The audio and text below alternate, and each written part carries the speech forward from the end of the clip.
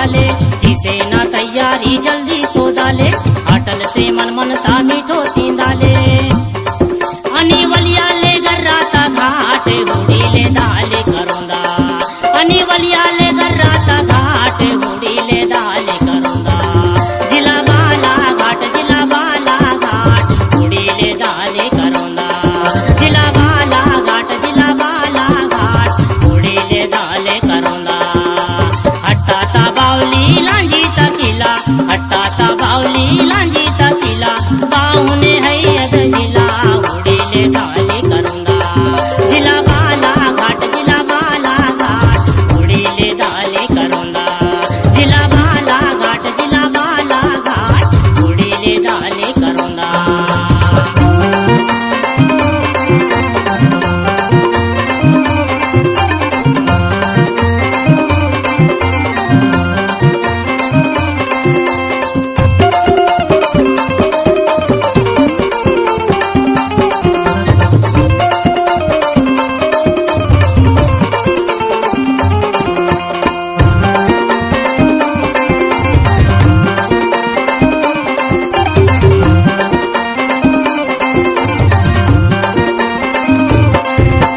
भरवेली माइन ते शोभा है जिला बैहर मालाज खंड तांबो तहसीला भरवेली माइन ते शोभा है जिला बैहर मालाज खंड तांबो तहसीला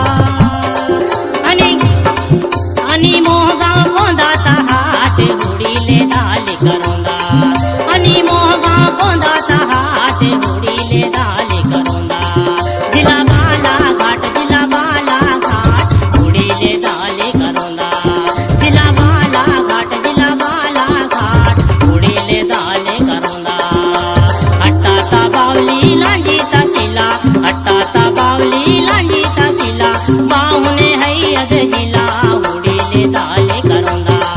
जिला बाला घाट हुडी ले दाले करोंदा जिला बाला घाट हुडी ले दाले करोंदा।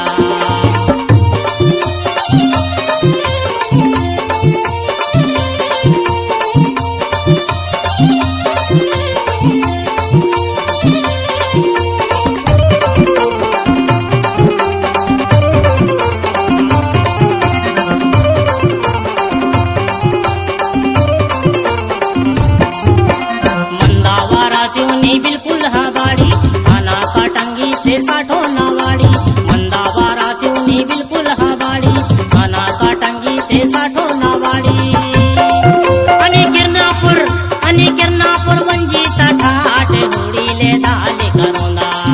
अनि किरनापुर वंजीता ठाट हुडी ले दाले करोंदा जिला बाला घाट हुडी ले दाले करोंदा जिला बाला घाट हुडी ले दाले करोंदा।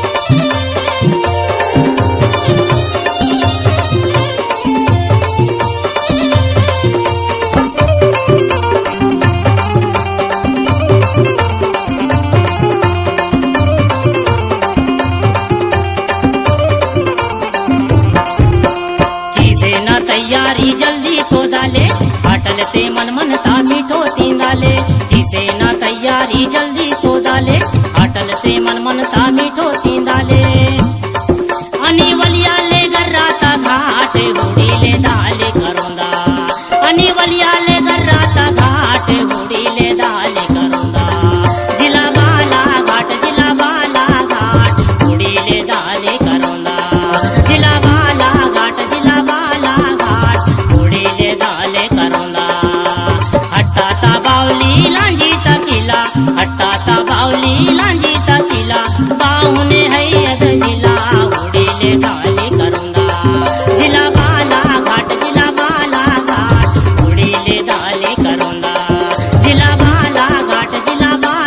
घाट होडीले दाले करुंदा